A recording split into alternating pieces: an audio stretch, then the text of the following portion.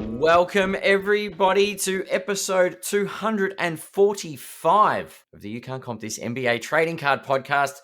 We're your hosts, Adam, Amy, and Russell Gibson, and we're back one night later for a special Q&A episode.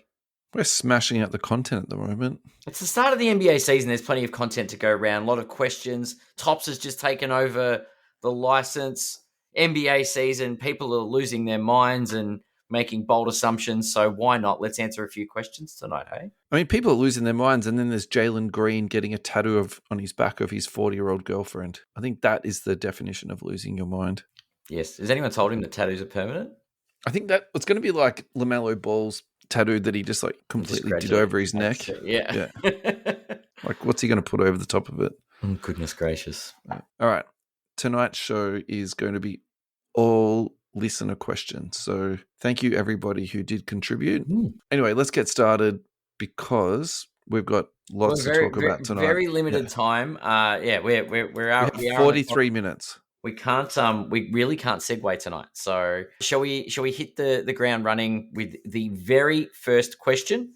Yeah, I think we should on the Facebook post, the original announcement. Is it from Jake MC? Yeah, Jake McNish. What's up, Jake? It's the question here is it worth banking non-famous rookie year cards in the hope of them becoming superstars, or is it a bit of a waste of money and you should pay more for the Wemby and Caitlin Clark card? Cool question. My answer to this is it's fantastic to speculate on people, but I also think you should keep it in mind in terms of tiers. So, for example, you can speculate on the top-end guys, you can speculate in the middle, and you can speculate all the way down into the bottom of that. That's the beauty of speculation. Hoping to buy a Herbert Jones and then becoming the next Michael Jordan, I think there's a lot going on in that space if that's what you're thinking. Mm-hmm. And I think also too, if you're thinking that, say, Ja Morant is going to become the next LeBron James or the next Allen Iverson, I think that can be a little bit problematic too. So I think where I'm going with this piece of or answering this question, I was going to say piece of advice. It's not really advice. It's really answering questions. And it's more like, I think you should really invest into stuff that you enjoy. Yeah, because I think if you are speculating, and so where I'm going with that is like if you enjoy watching somebody play, like for example, for me, it's like De'Aaron Fox. I just love watching that guy play. It's easy for me to buy into his cards, and whether he goes up or down or left or right, I'm not really that fussed anymore about it. Like he's my boy, and now he's on the Spurs. I'm watching a lot more Spurs. Like, do you know what I mean? It's sort of as simple as that. So yeah. I've got a different approach. We go into breaks. I buy boxes. You buy product and you accumulate product, right? Stuff. Yeah. So you open packs, you go into things, you go, oh, rookie card. I have a box that I just put all of my, unless they're obvious and the higher end stuff, all rookie cards into. And once every year, every 2 years, I'll go through and see if players are in or out of the league. Yeah. And you go through and there were times that I've gone through that bulk box. And that's true, isn't it? Sometimes you can speculate on people that are out of the league. Yeah. I went through, there were Jokic rookies in my box of stuff. So there are cards. Obviously, when the COVID spike happened, that's when I did the big dig through and so I found like Giannis. I found, lower end Giannis, but Giannis, Jokic. Jamal Murray, like random players that you go, oh, okay. But yeah, I wouldn't, as Russell said, I wouldn't go in looking for lower end rookies in the hope that they're going to become the next MJ. Yeah. But I would put them aside and flick through them every once in a while. And every now and then you find a diamond in the rough. And that second part to the question, I think we can just roll into the next question, which is from Scott Eldridge. Is Wemby a buy, hold, or sell at the moment? This seems to be something we're talking about almost every week at the moment. Yeah. And I think ultimately my answer for this is be very wary of the high population stuff for Wemby. Yep. And be buying stuff that's lower population, even if it's in a lower grade. I think that's really the play for me. It's like buy a numbered card, even if it's a PSA 9, a PSA 8, a PSA 7. I think that's better than buying a PSA 10 of something that's population could be 5,000, 6,000 very shortly. Yeah. I think I'm very wary of that sort of stuff. I think you do have to be a little bit wary of where you hop onto Wemby because we've already seen him go up and down quite a lot of bit. So yeah, the volatility, especially early in a career, I think if it's on the rise and you bought low and then you want to sell that in the event that it might drop down and you might be able to pick another one up nice and cheap. You want to play that roller coaster stock market style game, sure. Yeah. But Yep. So thanks, guys, for the fantastic questions kicking us off. We really appreciate you guys being the OGs of our question night tonight. Carl Morey, Adam, what new Topps inserts achieves the same level of collectability as Downtowns and Kabooms? Well, was it the home court ones that look like the Downtowns? I liked those. I really liked those. I mean, we've only seen.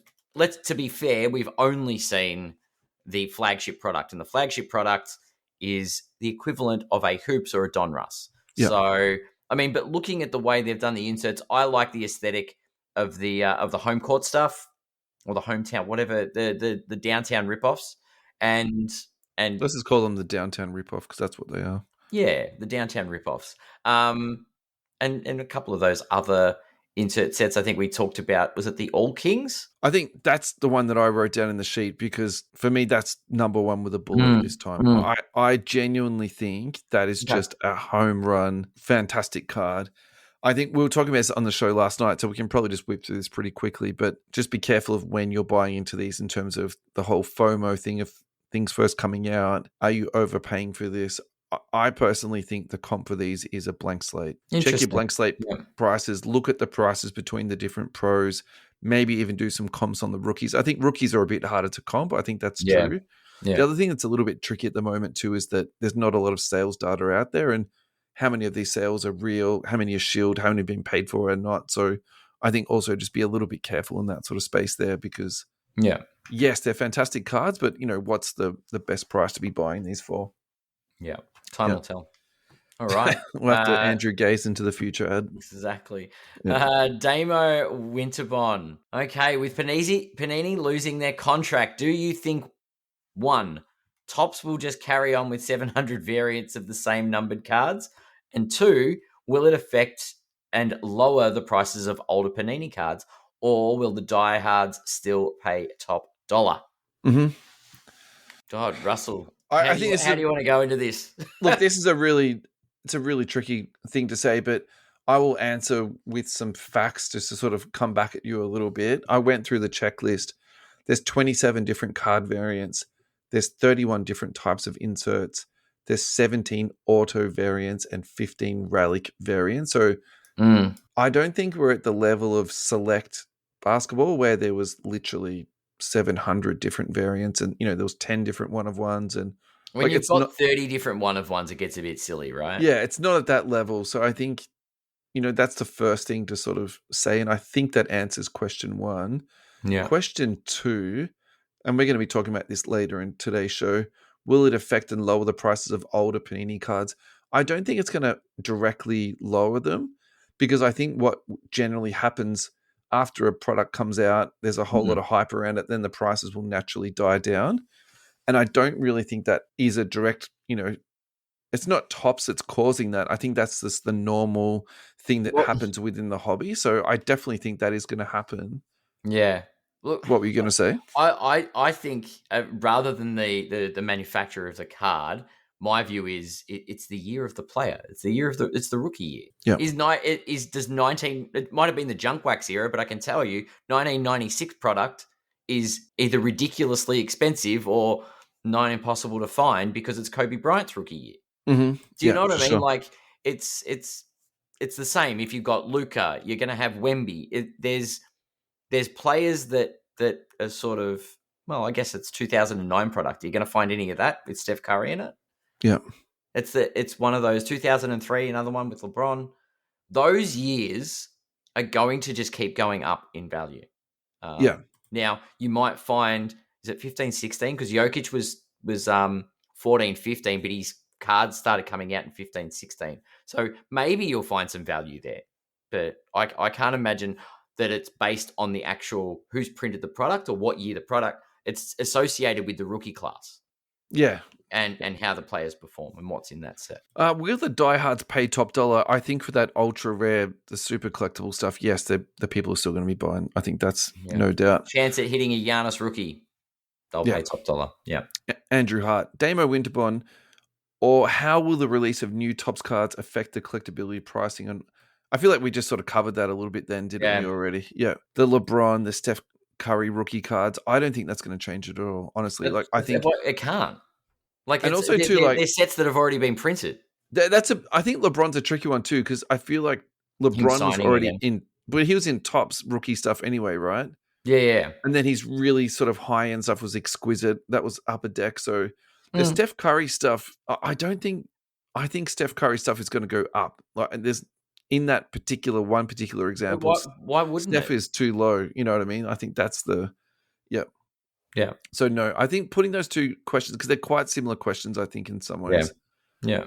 Oyvind, do we know anything about how the first Topps NBA release print run compares to similar Panini release? All right. So for full disclosure, Adam and I, we've had a pretty meaty conversation offline about this. So I think we both have very, very different opinions on this. I'm going to run through what I've found, and I'll let Adam have the floor to sort of like respond to this. So go for it. I found a post on Reddit, and the author of this appears to have spent a lot of time going through how many total cards have been produced by Topps for the flagship basketball. 429 million cards is what he predicted. I'm not going to go through all the stats here, but this is what he calculated on cases produced: 10,250 hobby cases, nearly 8,000 jumbos, nearly 27,000 values, nearly 12,000 megas, 10,000 fat packs, 8,000 display, 13,000 hangers. These are cases. Black Friday Target value box, 13,500. Costco, 25,000. Fanatics value boxes, 6,000. So like we're talking, insane numbers. I then took the spreadsheet from the Beckett website and put that into ChatGPT and asked it to try and calculate the same thing. I'm not smart enough, and also I didn't have the time to do what that guy had done. ChatGPT estimated 19 to 20 million cards, and I tried to clarify with ChatGPT, did that include base and all the unnumbered parallels, and it clarified that it did. So I think one of two things is wrong here. Either ChatGPT is wrong in a pretty big way, that it's not 20 million, it's actually 200 million, which is what you were saying offline. Yep. Or our friend who did the Reddit post, I should really quote his name specifically, Celldude, CELLDOOD. His numbers are wrong. But looking at what he's done... So he's done a manual calculation and giving you the sum, right? I personally feel like what he's done looks pretty reasonable to me. And if I'm leaning towards something being wrong, I think it's going to be ChatGPT. I would agree. Yeah. So look, I think what we were talking about offline is like, how can it possibly be 429 million cards? But there's a lot of cards in these boxes, Ad. Well, it's not. It's actually, so my view wasn't so much that it couldn't be 429 million. It was more that ChatGPT is wrong about the 19 to 20 million. Yeah. So I think the flagship release is very similar to maybe a little bit more. Maybe they have gone a bit junk waxy with their releasing in all these different types. But I don't think it's 20 times the amount of cards. That does seem unbelievable. Definitely. Yeah, I agree with you, by the way, on that. Yeah. It's and it's very much, given that there's no open source quantities by Topps, ChatGPT might just struggle with the numbers. Yeah, for sure. To me, it feels like it's similar to a Don Russ or a Hoops. Like the first set, everyone's going mad buying the product, and it'll stabilize really soon. I don't know if we're at Junk Wax 2.0 yet, but it looks like Topps has carried on with we like a lot of different colored parallels. So it's one of those sets. It's like flagship is Hoops or Don Russ. That's all it is. What if both is true, though? What if we do have a junk wax product that's also collectible? Because, for example... Well, it's the base is the thing that becomes junky, right? Exactly right. But in that, there are still these really nice downtown ripoffs. We've still got the Kings card in there, the All Kings card. We've still got the autographs. We've still got the memorabilia. And then you still throw away 185 cards out of the box. Well, even worse. You know what I mean? You're like, I get one auto and I get 500 base cards. Yeah, that's right. But maybe actually that's what we've got. And, giving credit to Topps, like maybe that's actually what the people want. Like, everyone wants Yeah. cards. Everyone wants an opportunity to rip. And then So at it's the same going time, back to the you still 90s feel where you just still rip want, through and go, yeah. but well, I think the difference is though is that now there's autographs in it, and now there's memorabilia, and now there's these like case hits in it. Do you know what I mean? So there's still So it's junk wax plus. 100%. Or because all the different insert sets is a 90s thing. The memorabilia and the autographs, that is something that's slightly unique. But Topps has gone back to the old school redemption system as well with some of those things. I think the interesting thing though too is like it seems a little bit hard to get the product at the moment too. Like again, Alvaro and John have sold out at Fast Break. Yeah, but it's a small sample size. Like we're in the first week of the flagship release. As products come out and we get familiar with what Topps looks like, I'm pretty sure everyone will be like, "Oh, flagship," or whatever the first set. It'll probably so you're be saying 429 million is a small sample size? Is that what you mean? No, we're 2 weeks into the release of a set, and everyone's making every assumption under the sun about what every set's going to look like, and what the pricing market looks like. All right, I'm interested to hear what John and Alvaro say. Like, are they getting more stock? Like, it might be staggered release to be as well. More coming, it right? might be a staggered release as well. Yeah, there has to be more coming. Like, there's no way that. Is it possible that Breakers have done 429 million cards? But if ChatGPT was wrong, and it is 190 to 200 million in hoops, and it's just double the print run because there's more base cards, simple. Yeah. David Ralph, should we be holding Panini wax? Will the value hold or rise, or age the same as, say, old NBA hoops, Skybox, and Upper Deck? Adam, I think I just went through this. It's all dependent on the rookie class. Like I think product will go up, rise and fall based on prospective players in rookie classes. Yeah. Do you know what I mean? Like Cade Cunningham was a bust 2 years ago and is now a superstar again. Like the product will rise and fall according to what the potential or the EV, the estimated value of opening that product is. Yeah. So I think it's the league that will dictate and the future of like players on the court will dictate. So think about it. Jaren Zion's year isn't looking too flash anymore, is it? No. Pals are 0 and 5, not looking great. Ja Morant got suspended for having an opinion. Anyway. My answer to yours is a little bit different. I think if you're going to hold sealed wax, yes, checking the rookie class is a good idea, but you also need to work out how much of that is redemptions. So where I'm going with that is I think Select will be a little bit tricky to hold. I think Obsidian will be very difficult to hold. Even something like Noir, there's redemptions in that. Whereas moving away to other products, so for example, Panini Prism, yes, it has redemptions in it, but no one really cares about that. You're looking for numbered rookies. Numbered and silvers, yeah. So, for example, if you're holding 18, 19 Prism, that's fantastic. I think you'll do really well out of that. Mm-hmm. What I want to say, though, and what I want to highlight out of this is you should be, if you can afford it, Flawless and Eminence that doesn't have redemptions in it. That's super high end. Are you suggesting I don't just invest in hoops? I think if you have the risk profile of wanting to invest into something and you've got a spare $50,000 just sitting around, like I think that will be a very good hold. And I think people that do that, I think are going to do very well out of it, particularly in the last year, because my guess is, so for example, Mosaic Hobby this year, they loaded that. They loaded that so hard. And I think they're going to do the same thing to Flawless. And I think they're going to, and particularly to Eminence, I think Eminence is going to be like out of this world. I'm really, really intrigued to see what they do to Eminence this year. The next question's from James Gregory, and James is also online with us. So James, hello. I hope you're well, mate. You've also got a number one fan badge on your name. So James, thank you so much for your ongoing support. And really weirdly, I think I must have put your questions into the wrong order. But anyway, just had a thought. Imagine NBA and Lego team up and what it would look like. So it would look like flat pieces of plastic with round heads on them. I think that's what it would look like. But you don't need to imagine. Actually, just go on Google. And I found this super easy. And I remember this for some weird reason. They released this in 2003. And you could actually build a Lego stadium, and it had like these little like flick things, and you could try and shoot baskets. And I think there was some like weird game you could actually play with the players. And then even weirder, they released a set of Lego figurine guys: Iverson, Paul Pierce, Peja Stojakovic, Antoine Walker, Shaquille O'Neal, Chris Webber, Dirk Nowitzki, Steve Nash, Steve Francis.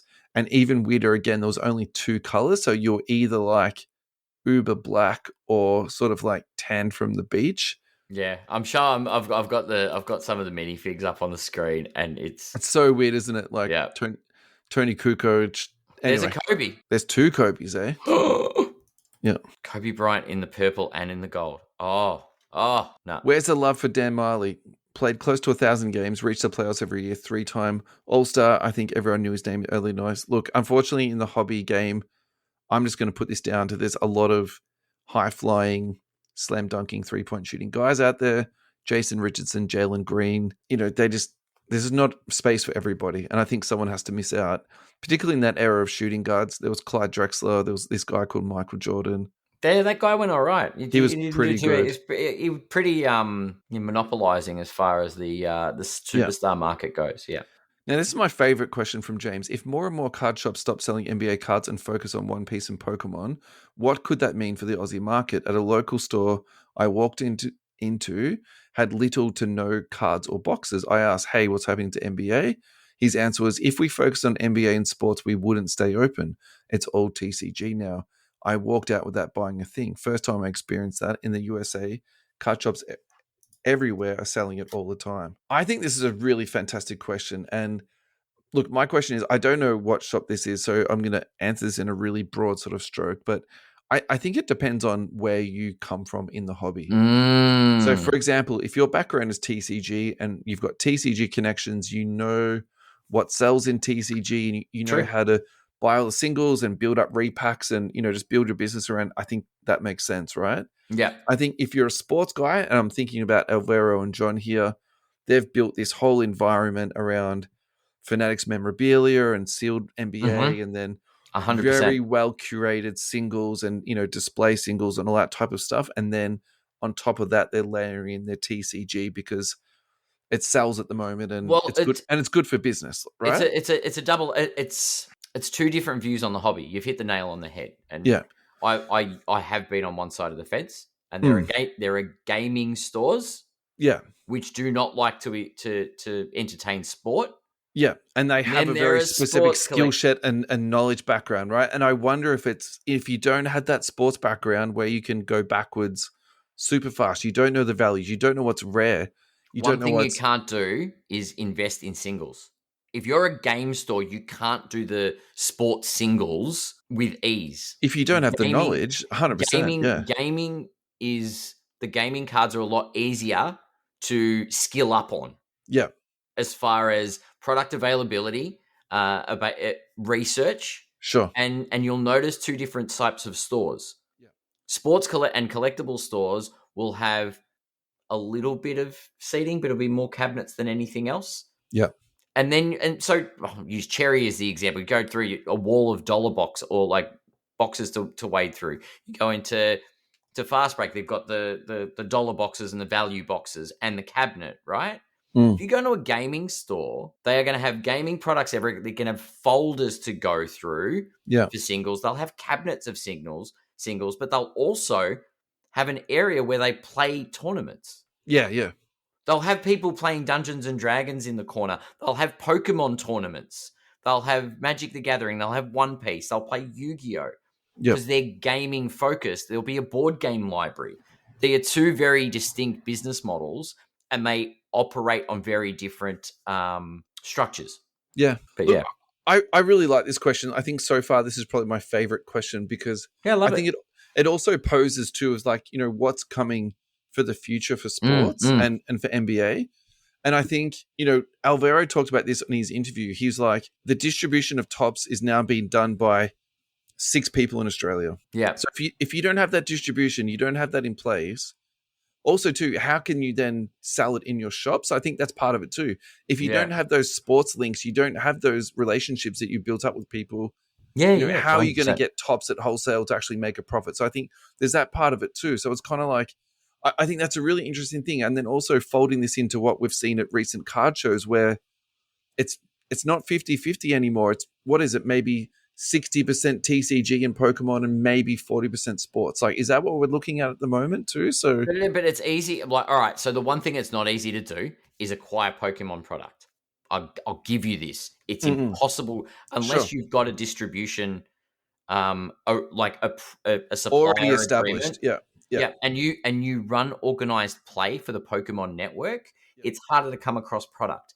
The thing is, so if you're not allocated the product, it makes it difficult. However, because of the ability of the scalpers have found, you buy it at MSRP, and then you can flip it for more because of the demand in there. 100%. You can't do the same with sports cards. Like, it's not sports card stores can go and acquire a bunch of Pokemon, and they don't need to even sell the slabs. It's just sealed product, easy, and it moves. Yeah. NBA, basketball's expensive, man. Like, to buy a hobby box these days, it is like, for me, I find that cost prohibitive, honestly. Well, it's not even just the single product, though. There are so many different products. So every store goes, what the hell do I sell? Yeah. There's one Pokemon release every 3 or 4 months. That's it. Yeah. It's pretty easy, isn't it?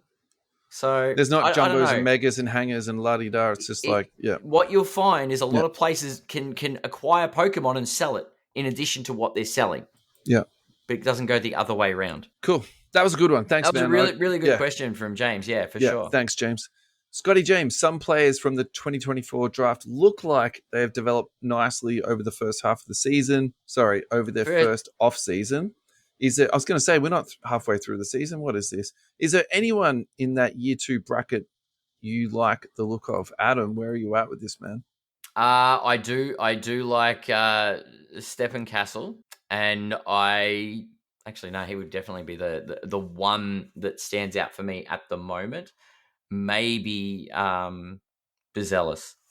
Okay, that's it so far. What about you?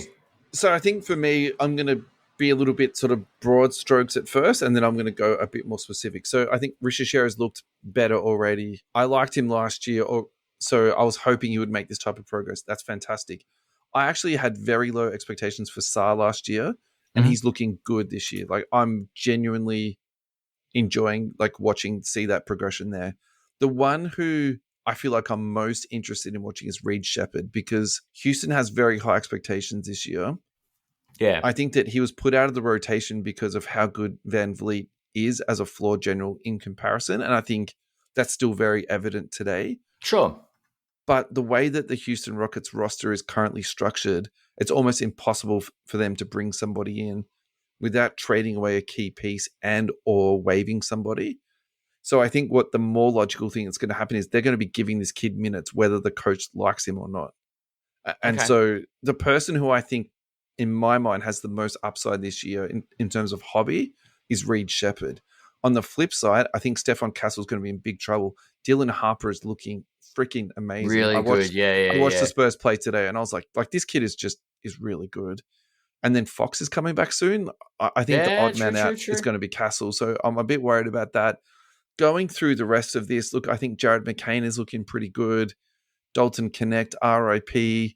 Eves Messi, that's a mess. In AJ Johnson. What about Bronny James? He got a bit of a. I know you're trying to trigger me. I'm not taking the bait. Look, maybe AJ Johnson from the Bucks is going to be okay, but again, I think this is going to be like a long time. So I'm going to stay with my first 3 that I said: Risa Saar and Rep. And actually, that's a bit of a cop out because I've just gone 1, 2, 3, haven't I? Really, but yeah. I like those 3 the most. I'm fine with that, actually. Why can't I go for the top every now and then? Normally, I'm in the second round, hunting around down there. But looking prospecting for bargains. That's right. That's what we call the middle tier prospecting, Jake. Yeah. Dane Neville, thank you, Dane. What happens with players that were signing with Panini? Have we seen the last of the autos like Ja Morant and Anthony Edwards? Will this drive up the price of their Panini auto cards? Where are you at with this, man? I mean, there's a couple of players that are Panini exclusives. I can't remember all the details. I think they're naturally going to come across. Ja Morant definitely is. I definitely think they'll like Luka. I think will come across at some point. Like they're not lifetime deals as far as I know. So yeah, I mean, I can't imagine. Edwards is not Panini exclusive. He's also signed with Fanatics. Okay, so it's the exclusive stuff, but look, I mean, unless someone does this lifelong deal with Panini that's going to stop autos from happening for the next decade, I can't see it being a problem. Unless obviously Luka in his MVP year, being this year, stays with Panini, it's going to be tough to get stuff in a Lakers uni. Which is so. In yesterday's episode, we spoke about potentially Panini being sold. Yeah, we did. Let's say that they don't get sold. I think that's the more interesting hypothetical here. The question is, will Panini sign them for lifetime contracts, just like Jordan did with Upper Deck?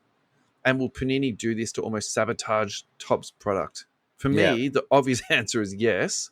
And they'll do it even if it costs them like to go bankrupt. Like, that's my honest opinion out of all of this, right? So the question is, does that drive up their autographs that's currently in products to the guys that are Panini exclusive? So I actually think that the really interesting one, like while Ja Morant is interesting, Kevin Durant's interesting, the really interesting one's Luka, man. Luka's the one. Like Luka's clearly got his hand up for an MVP award this year. Like, we know there's a lot of Luka autographs out there, but despite that, they still sell for a lot. And in my opinion, you want Luka in his Lakers uniform. That's what you want the auto on. If that supply then dries up, that to me is going to be super interesting to see what happens to it. And I suspect they will absolutely go up. So if you're looking to prospect on that, now, so the changing factor in that equation is if they do get sold to Topps. If that then happens, then you would then assume that Luka will be signing in every product and he will be assigning as much as what he had done previously. Yeah. I think that might change it. But for example, just say you got a sneaker spotlight of Luka, I think that will be fine.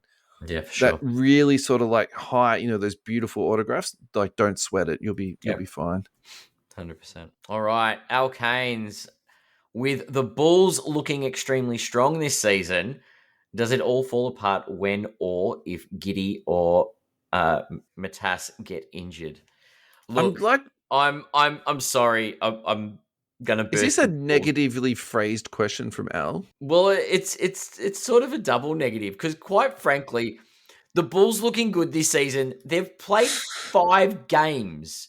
Like, honestly, what 5 and he's or 6 already games? trying to jinx them. It's just like, it's not a negative; it's a double negative from Al. This is fantastic. It's a tiny sample size.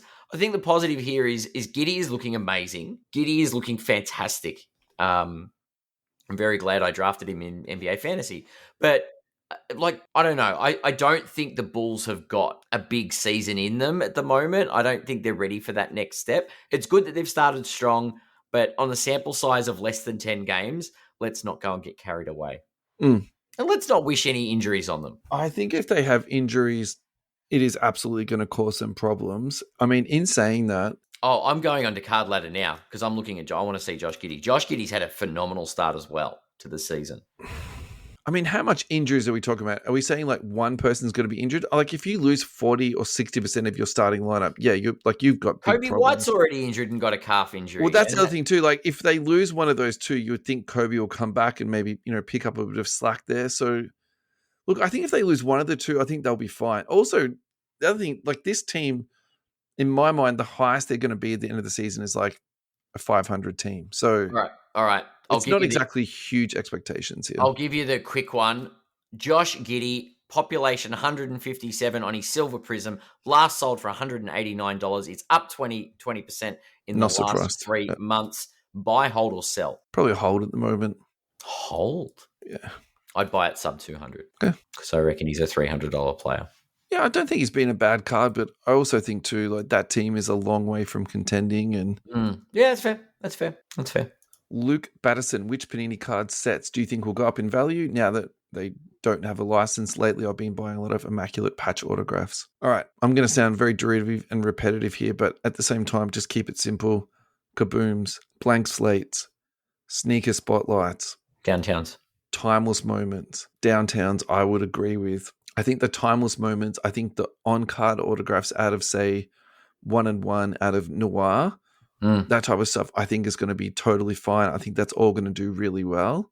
Yeah. I think a lot of that stuff is, how can I say this? It's very creative, and I think it's also very original IP. Like, we've never really seen anything like that in terms of like basketball cards before. So unless Topps come out with something that's going to blow that stuff away, which I highly doubt it from what I've seen so far from Topps, I think that stuff is going to do, really well.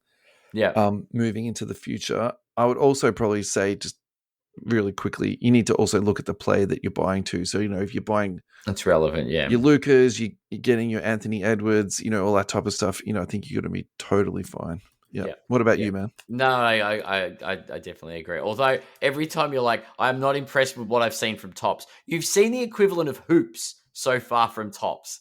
We haven't seen anything. I think we need to reserve judgment on what Topps is going to bring to the hobby more than 2 weeks into release. Yeah. No, like you're right, and I'm probably wrong about that, but I don't think the historical stuff is in any jeopardy whatsoever. I just think the grass is always green on the other side, and like Panini did us dirty a few times, like it's true, but they also did some pretty cool stuff. Do you not remember the turd that everyone went and worshipped in the street? The Topps. Oh wait, no, that was your metaphor yesterday. That was for Topps, not for Panini. Dave Ellis, as a '90s collector, we witnessed the boom of cards in that era, spawn multiple products and sets. Look around at the 2000s plus era. As Panini left us, or I think he means as they leave us, we had multiple products released, which felt a lot like that early to mid 2000s era. Do you think now, with Topps on the board as the provider of our product, we will see a slight decline again, or will we see a new Topps era bring in another flurry? All right, I'll just answer this in two parts. As Panini left, their release schedule was very, very compressed due to a number of things, one being COVID, two being they couldn't even get enough product and ink to make cards. That pushed everything back. And then as their license ended, they tried to get as much out as they could. Some of the product they couldn't even get out. So for example, Optic Contenders then went into Mosaic. It went into Noir. So it really, they were smashed at the end. So that is true to a degree, but I'd also say I don't think that's the same as the 90s and 2000s era of junk wax. The second part of that question is, do I think we're going to see a slight decline, or are we seeing another flurry? I don't think we're going to see another flurry per se, because we're in it right now, and all we're seeing is just kind of like product that's out. It's hard to buy. You can buy it from overseas. Cherry selling it on pre-fill or pre-order or whatever they're talking about there.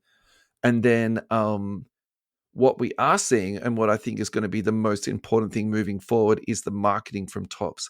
I don't think we've ever seen, in my own memory, being a 42-year-old man, anything like this in terms of sports cards. Like, I kind of feel like Topps are taking trading cards out from the back alley as a dirty hobby into the mainstream where people can enjoy it with their family and with their kids and in socially acceptable situations, and not just at like weirdo card conventions. And I'm saying I'm a weirdo at a card convention, so I'm throwing shade in a funny way, but like I just kind of, I feel like it's they're going to make more this mainstream. And I think they're going to make it more socially acceptable too. I somehow, I don't know how that makes sense, but that's just the feeling I have in my head.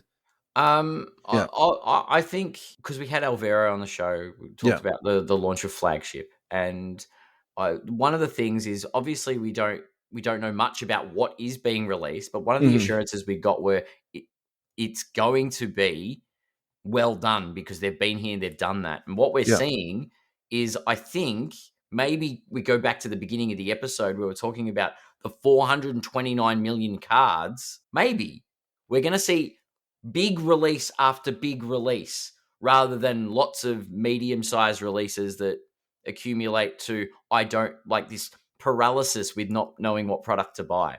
Do you know what I mean? Like, it's maybe every month and a half we're going to get a product, and we'll end up with 9 months of releases or something. Like 9 releases over the year. And then that's fine. We get Topps Flagship, Topps Chrome, Topps Topsy-Turvy, whatever. I don't know. And then you get your super duper product at the end, and there's a cycle to it, rather than every month you get a low, mid, and high end product, and you're chasing your tail trying to figure out what card to buy from where. It was crazy at times with Panini, wasn't it? Like, you couldn't even keep up with what. There are 12 months in the year, and there were 30 different releases. Like, come it's on. nuts. Yeah. And so maybe, we were talking about print run before, right? Yep. So maybe that is true, Ad. Maybe I don't think 20x. I don't think 20x. No. But hear me out, right? So they're not going to do 5 products, right? They're just going to do one. Yeah. But it's going to be 430 million cards. Yeah, okay. But it's the same as Hoops, Donruss, Optic. I still reckon the numbers are up. And 2 other products. It's but 200 million, yeah. Like it could actually be less. Flagship is Hoops and Donruss put together. And Optic and Obsidian. Topps Chrome will be the equivalent of Optic and some other bits. Well, that's going to be Prism, right? It'll be Optic and Prism put together. That'll be Chrome. Yeah. And they'll reduce the number. Maybe they'll increase the volume by 30-40% so that they can have big releases. But you can't tell me printing. No, but it makes the printing of the product easier for Topps. No, but yeah, that of course that. But what I'm saying to you is, I don't agree with you that they're reducing volume. There is no way that they are spending this much money on marketing, $2 billion on the licenses, and now they're printing less cards. Like, no way, man. Come on. No. I'm saying that the Topps release is the equivalent of putting 2 big releases like Don Russell together. Yeah. No, that makes sense. All right, we got to go. We do. We've done well. Thank you, Adam. Thank you, everybody at home. That was absolutely fantastic. We hope you enjoyed it, and we'll catch you. Do we want to decide on the best question? Oh, yeah, we should do that. Of course, we should. Sorry about that. All right. My vote is for James Gregory and the hobby leaving the hobby shop. Well, I agree with you, but I'll vote for James Gregory for the Lego one. Congratulations, James. Send us a message and we'll get that blaster posted out to you ASAP. This was fun. Yeah, thank you so much. Thanks, everybody at home. We'll catch you guys on Sunday. Thanks for your questions, and we'll see you Sunday.